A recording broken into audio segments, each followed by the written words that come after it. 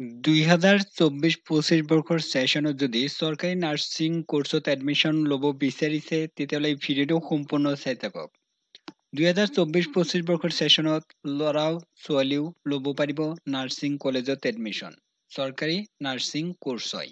এই ভিডিঅ'ৰ জৰিয়তে জনাই দিয়া হ'ব যিখন নতুন নোটিচ আহিছে সেই নোটিচত কি ইম্পৰ্টেণ্ট পইণ্ট উল্লেখ কৰিছে জনাই দিয়া হ'ব।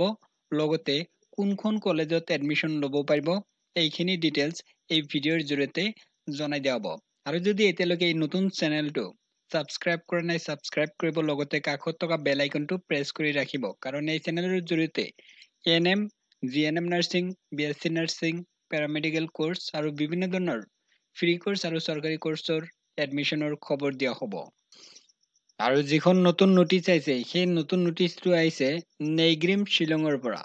বিএছচি নাৰ্ছিং কোৰ্চৰ ৰিগাৰ্ডিং 2024 বৰ্ষৰ ছেশ্যনত ইয়াতে উল্লেখ কৰিছে যে ছেশ্যনৰ এইটো নোটিচ হয়।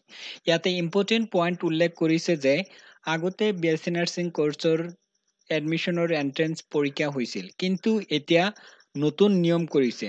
নতুন নিয়মটো হ'ল এতিয়া যদি কোনোবাই ল'ৰা বা ছোৱালীয়ে নেইগ্ৰিমছত বিএছচি নাৰ্ছিং কলেজত যদি এডমিশ্যন ল'ব বিচাৰিছে বিএছচি নাৰ্ছিং কোৰ্চত তেতিয়াহ'লে নিট ইউজি পৰীক্ষা দিব লাগিব। নিট ইউজি যিটো নম্বৰ পাব নিট ইউজি পৰীক্ষাত সেই পৰীক্ষাৰ নম্বৰ ভিত্তিত মানে এডমিশ্যন ল'ব পাৰিব। যিসকলে নিট ইউজি দিছে 2024 বৰ্ষত সেইসকল কেণ্ডিডেট এডমিশ্যন ল'ব পাৰিব। 2023 চনত যদি নিট ইউজি পৰীক্ষা দিছে তেতিয়াহ'লে কিন্তু ল'ব নোৱাৰিব। এই নেইগ্ৰিম শ্বিলঙত ল'ৰা-ছোৱালীয়ে ল'ব পাৰে বিএছচি নাৰ্ছিং কোৰ্চত এডমিশ্যন। এই কলেজ চেণ্ট্ৰেল গভটৰ হয়। চেণ্ট্ৰেল গভটৰ কোৰ্চত যদি এডমিশ্যন ল'ব বিচাৰিছে তেতিয়াহ'লে নিট ইউজি পৰীক্ষা যিসকলে দিব সেইসকল কেণ্ডিডেট এপ্লাই কৰিব পাৰিব।